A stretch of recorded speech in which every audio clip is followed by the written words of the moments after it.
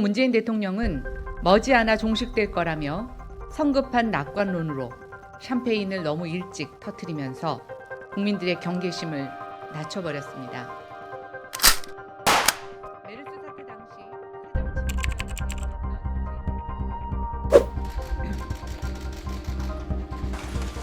이에 정부는 감염증 전문가들의 권고에 따라 미리 공고를 최고 단계인 심각 단계로 올려 대응 체계를 대폭 강화해 나가겠습니다.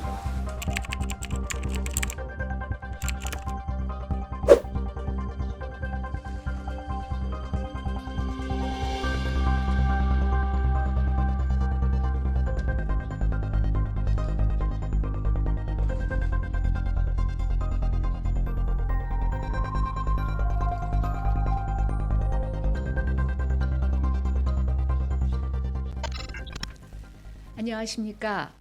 미래통합당 원내대변인 김연아 의원입니다. 지금은 희망을 말할 때가 아니라 선제적 과잉 대응이 요구됩니다. 코로나 쓰나미가 결국 전국을 덮쳤습니다. 전국 시도 방역망이 모두 뚫리고 감염자는 550명을 넘어섰습니다. 네 번째 사망자까지 발생한 참담한 결과 앞에 국민의 일상은 공포가 되어버렸습니다. 전염병은 산불과 같습니다. 작은 잔불 하나가 다시 큰 산불이 되듯이 완전한 종식이 확인될 때까지는 결코 방심해서는 안 됩니다. 그런데도 문재인 대통령은 머지않아 종식될 거라며 성급한 낙관론으로 샴페인을 너무 일찍 터뜨리면서 국민들의 경계심을 낮춰버렸습니다. 메르스 사태 당시 새정치민주연합 대표였던 문재인 대통령은 전국으로 확산되면 이미 심각 단계라면서 무능한 것이 국가 이미지를 무너뜨리는 것이라고 했습니다. 전문가들은 이미 지금의 단계가 심각 단계를 넘었다고 하는데 정부는 경계 단계를 고집하고 있습니다. 아직도 중국 눈치, 총선 걱정에 파장을 축소하기에만 급급한 것입니까? 총선만 생각하는 청와대의 정치적 계산이 방역 전문가들의 결정을 방해하고 있는 것은 아닌지 국민은 걱정입니다.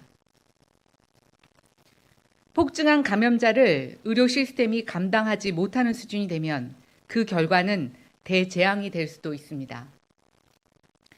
총선용 포퓰리즘 사업에 허비하고 있는 예산을 총동원해서라도 최악의 상황에 대비하는 선제적 조치가 절실히 필요합니다.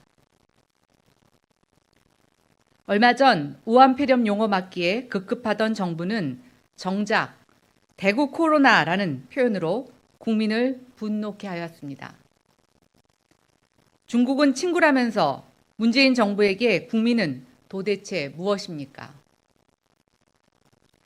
지역사회 감염, 군부대 감염, 병원 내 감염에 곧 있을 학교 개학까지 이미 총체적 국가위기 상황입니다. 국무총리가 토요일 밤 늦게 내용도 없는 대국민 담화나 발표해서야 되겠습니까? 대통령이 직접 나서 국민을 위로하고 여러 나라의 한국인 입국 금지 조치 등에 대해 직접 말씀을 해야 합니다. 청와대가 총선 대응, 검찰 장악에나 정신이 팔려 있을 한가로운 상황이 아닙니다. 대통령은 부디 정치꾼 참모들이 아닌 방역 전문가들의 의견을 경청하기 바랍니다.